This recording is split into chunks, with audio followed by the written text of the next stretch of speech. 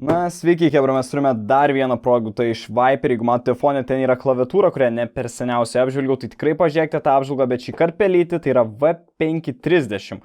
Jeigu pažiūrėsite iš išvaizdos, tokia viena paprastesnių pelyčių, jūs žinokit, jums nepameluos tą išvaizdą. Iš tiesų, jeigu ją pažiūrėsite, skaitechinai kainuoja, man atrodo, mažiau nei 2 eurų. Tai jo, funkcijų nematom daug, pakuoti irgi nėra per daug išvaizdų, nors sakyčiau, už tokią kainą jinai pakankamai mandra, nes mes turime ir tokį atsidarimo langelį, gan kietą, kur randame raudoną dizainą, kuris man asmeniškai primena PewDiePie'us, tas tokias kažkokias bangelės, linijas rausvas. Vien žodžiu, einant prie jos funkcijų, mes matome, kad tai yra optinio sensoriaus pelytė su fainais pedzais, su visokiausiais. Vien žodžiu, bus pilna apžvalgėlė, dabar pasidarome tą unboxingą, kuris man dažniausiai nesuper sėkmingai sekasi, bet čia tik tai pelytis speksai. Čia tiesiog reikia ištraukti, išimti, nieko ypatingo. Gal man nesufeilinsiu nieko, bet jo, tiesa, žiūrėkit, kaip gražiai išsilanksto viskas, išsiema kaip ir reikia. Aš šią pelytę šiaip esu jau užsiemęs per savo šių naujų partnerių pristatymo video, tai aš jau ją esu pažiūrėjęs jinai vietoje kaip ir visomis dalimis, bet dabar šį kartą jau žiūrint taip atidžiau, mes matome, kad jinai atrodo labai smagiai ir tikrai verta to video, dabar atskiro, tai dėkite laiką, komentuokit kažką, nežinau, ir eime prie pilnos apžvalgos. Na, sveiki, dar kartą mes turėjome super greitą unboxingą, tikiuosi jums ten buvo viskas aišku. Ką aš pamiršau paminėti, kad mes visada tiesiog pridedami yra šie šaunus lipdukai iš Page'o, tai aš jau jų gan prisikaupęs esu, nemeluosiu. Tai padačiau sek mano Twitter'e, aš ten daug kartų numėtau tokių man nereikalingų dalykų ir šį kartą, manau, bus šie lipdukai. Taip pat, ko nepaminėjau, tai yra puikus tas Page'o firminis Viper laidas, kuris apvyniotas jų tuo velcro. Tai yra dar vienas standartiškai kokybiškas dalykas, ką aš jau pratęs matyti, tai yra tas raudonas fiberis, kuris tikrai turėtų jums tarnauti. Na ir taip pat priminimas, kad skaitėkė jūs kaip visa galite rasti šį produktą, tai yra šiuo metu 16 eurų, jeigu neklysiu, šį yra pelytį.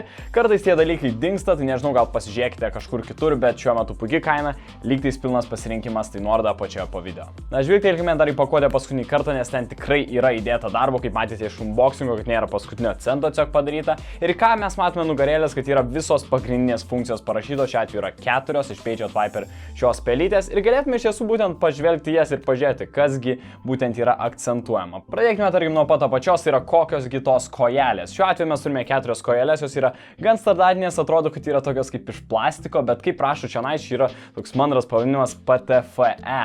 O tai iš tiesų yra verčiama į tefloną, toks yra specifinis plastikas ar kažkoks jo lydinys. Gal teko girdėti, kad yra keptuvės iš jo. Tai va, tai tas teflonas yra atsparus, galima sakyti, temperatūrų pokyčiam ar aukštom temperatūrom. Ir ką čia norėtų gal pasakyti, jeigu tu paimsi pelytę ir ją daug judinsi, trinsi, dažniausiai sudarys temperatūrą dėl trinties, čia yra tokia man fizikų žinia ar ką. Bet ką aš norėčiau tiesiog pasakyti jums tiesiogiai, kad čia nėra kažko ypatingos kojelės, jos yra gan standartinės. Kas yra iš to šaunu, kad jos atsilupa, pasikeičia, tai vad galėsite jas pakeisti ateityje ar ką. Bet jo, sorry Page'o, tai neapgausit mūsų.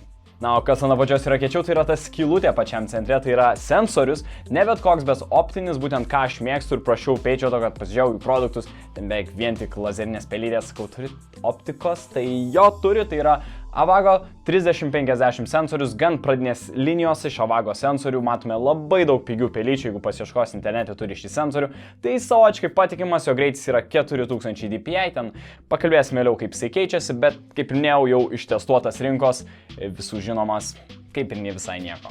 Na, dar vienas niuansas, Hebra, kad šis sensorius labiau mėgsta tekstūrinius medžiaginius kilimėlius, galbūt ten kaip šis, kurie aš neužilgo ruošiuosi apžvelgti, negu labiau tuos sintetinius, kurie labai mėgsta ir kojelės sudrožti ir gal labiau būdingi lazeriniam sensoriam. Koks keistas dalykas yra nuo pačios, be tos tipinės skylutės ir be tų kojelių, tai mes matome kelis mygtukus, kurie va tokie kaip ir užveda temą, kokiegi mygtukai ant šios pelytės, tai mes apačioje turime 2 mygtukus, kurie yra vienas atitinkamai resetina pelytė, kas yra standartiška, tiesiog ją perkrauna, bet kitas mygtukas leidžia išjungti jos LED galimybės. Na, bet nežinau, kodėl tu norėtum tai daryti, nes tai yra kaip viena pagrindinių pelytės funkcijų, kaip aš jums čionais demonstruoti norėčiau.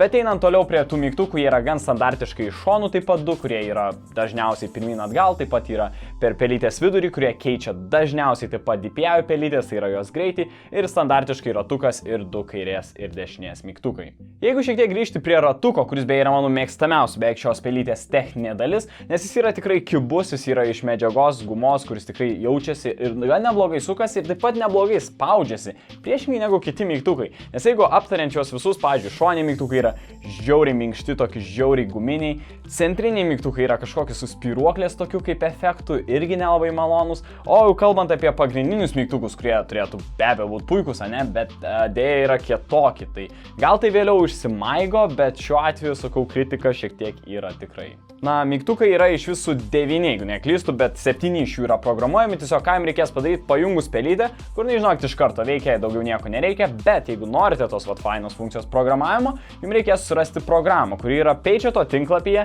kur surasite V530 pelytę, nors jie kažkodėl rašo, kad ten klaviatūra Pageto, tai pasitaisykite gal, bet tada greitai suinstaliavus ją atsisiuntus ir jinai veikia, pamatome begalę daugiau funkcijų.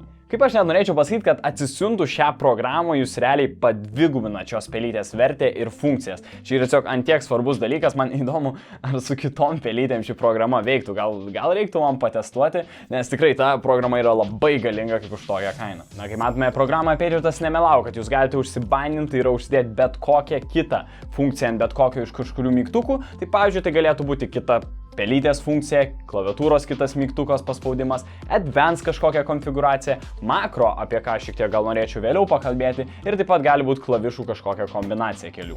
Ignoruojant šiek tiek istorijos, dar prieš kelis metus, gal kokius 5-6, Razeris savo programą Synapse buvo taip išpopuliarinę, taip išreklamavę, kad imdavo 10 kartų beveik už pelytės su ta programa, kad gautas funkcijas, kurias aš dabar jums būtent kalbėsiu, su pelytė, kuri kainuoja, primenu, 16 €. Na, jeigu dabar programą eiti prie sensoriaus langelio, jūs pastebėsite, kad jūs galite reguliuoti 6 etapuose kiekvieną iš sensorių greitį. Tai reiškia, su kiekvienom pelytės paspaudimu jūs galėsite nusireguliuoti į jums patinkamą greitį. Taip pat ką pastebėsite, kad keičiasi spalva pelytės su kiekvienu paspaudimu, tai yra būdinga, gal pakalbėsim vėliau specifiniam efektam, bet kas gal aktualu, kad keičiasi greitis standartiškai kas 500 dpi, tai aš sakyčiau, kad kelis kartus paspaudus tu jau pajunti tą tūkstantėlį, kuris pajuda.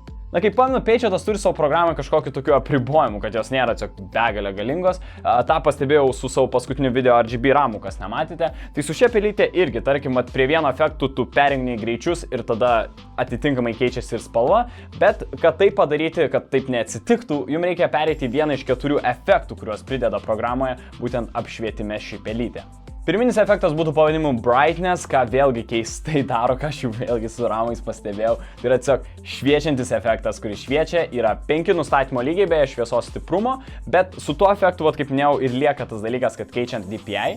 Bet jeigu persijai antrą efektą, kuris vadinasi Breathing, tai yra vėlgi tiesiog kvėpavimo paprasčiausias efektas, išsirinkę spalvą, tada ta spalva liks nesvarbu, ar jūs pakeisite greitį. Na, toliau Pageo tęsia savo keistų pavadinimų ties efektais, tai yra Nano, jeigu neklystu, tai tenais yra tiesiog perėjimas spalvų ir jisai atrodo visai mandrai, aš, pavyzdžiui, dabar šiuo metu esu palikęs, jeigu pastebėt, tiesiog perina visos tos spalvos, gal ir nieko. Na, bet jeigu mandrumą didinti jokio aukščiausio lygio, ketvirtasis paskutinis efektas, tai yra tappingas, tai reiškia su kiekvienu paspaudimu pelytės, jūsų pelytė sumirksės. Tai aš dabar neištestavau, man kilo idėja su šoniais taip pat, tai jeigu tu labai daug maigai, tai tiesiog čia išeis toks kaip straubas beveik. Nežinau, kur tai praktiška, bet kai ribotas kiekis efektų, gal ir reikėjo kažką crazy padaryti. Na, judant prie kitų funkcijų programą, viršuje matome lentelę, tenais yra makro. Tai kaip ir sakiau, mane žiauriai nustebino, kad mes turime makro už šios pelytės kainą, bet ši funkcija, jeigu taip trumpai tariant, yra tiesiog, matote, kaip programavimo meniu toks. Tenais jūs galite įjungti įrašymą maigyti su pelytė ar atitinkamai klaviatūrą kažkokią seką įvykių ir vėliau ją įrašyti ir užstatytą ant vieno mygtuko iš jūsų pelytės. Po to paspaudę tą mygtuką, ta įvykių seka pasikartos. Jūs galite nuimti visus delėjus, kas būna, tarkim, žmogiškose faktoriuose, kad tarp mygtukų ir tada tiesiog taip snappy iškart kažkas įvyks. Tai galima daryti, žinokit, atskirą video apie tai, tai aš nenoriu labai plėstis, bet tai yra žiauriai mandra funkcija. Ir kaip dar kartą pasikartosiu, vis dėlto čia video title, tai kad rimtai Razerį, aš pats turiu vieną iš Razer įrangos prie savo setupo tik dėl makro funkcijų, nes aš tada pirkau vos ne prieš 10 metų, tai dabar tu gali rimtai tiesiog paprasčiausiai pelytę pasiimti, man net gaila tiesiog yra. Razeris įdomu dar reklamuojas, kad jie turi makro, tikriausiai čia jau net nėra toks fancy dalykas. Na ir pabaigai, ką dar norėčiau pasakyti, kad yra 5 programoje profiliai, kuriuos galite atitinkamai sudėlioti, pavyzdžiui, su skirtingais mygtukais, prie skirtingų žaidimų ir taip pat apšvietimo nustatymai liks su tais profiliais. Tai va toks patarimas, kad gal jūs žaidžiate League of Legends, ten kiti nustatymai, prie šaudyklės CSGO dar kiti nustatymai. Tai visai praktiškai logiška, tik tai, kad man atrodo reikia, žinokit, eiti į programą, kad pakeisti, nebent jūs susidedat vieną iš mygtukų, kad būtent tos profilius keistų, bet nežinau, čia nuo jūsų priklauso. Na, kas vėlgi kritikai, heiteriai, man sakysite, speksai, tu nieko neapžvelgiai, vėl nepasakai pagrindinių dalykų, tarkim, kad, pavyzdžiui, šis laidas, jis yra 2,20 m ir tada, kad pelytis sveria 132 gramus ir kad jinai, nežinau, yra iš plastiko daugumoj ir aišku, ar galima su ją žaisti CSGO? Taip, su ją galima žaisti CSGO, tai tikiuosi dabar esat patenkinti. Na, aš norėčiau labiau rimtesnę temą apibendrinti, kad būtent dėl tokių produktų aš pradėjau partnerystę su Patriot Viper, nes aš norėjau pažiūrėti, kągi siūlo dabartiniai tie modernų šiuolaikiniai pigesni produktai. Ir už tą 16 € kainą aš nepagaunu, kur čia yra sukišamas ir optinis sensorius, ir visi makro nustatymai, ir apšvietimų galimybės, ir ta programa, kuri atskirai galėtų kainuoti kokius 10 € minimum. Man tiesiog tai yra neįtikėtina ir aš tikrai užskaitau šią pelytę.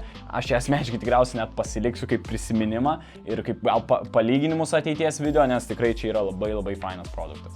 Na tai va, dėkui Hebra, kad žiūrėjot, kaip minėjau, ši pelytė yra itin šauni ir aš gal net planuoju savo antrajam setup'e, kurį va čia kažkur studijoje buldinu naudoti. Tai smash that like button, kam irgi paliko nuostabą, kad tokia pelytė už tokią kainą gali būti neįtikėtina. Įdomu, kiek laiko jinai dabar išliks skaiteke tarp sandėliuos ar ten pardavimuos. Bet pasižiūrėkit, nuorodos visos yra apačioje, kaip minėjau, rašykite komentaruose, kokiusgi kitus dalykus norite išvysti. Aš asmeniškai planuoju va šitą kilimėlį būtent naudojau apžvelgti ir gal kažkurį jum ir atiduoti. Ir taip pat šiuo metu vyksta kažkoks ten giveaway iš Patriot, tai pasižiūrėkite komentarus taip pat, kur laukiu ir jūsų nuomonių. Tai va, ačiū, kad žiūrėjote dar kartą, iki sekančio karto. Iki.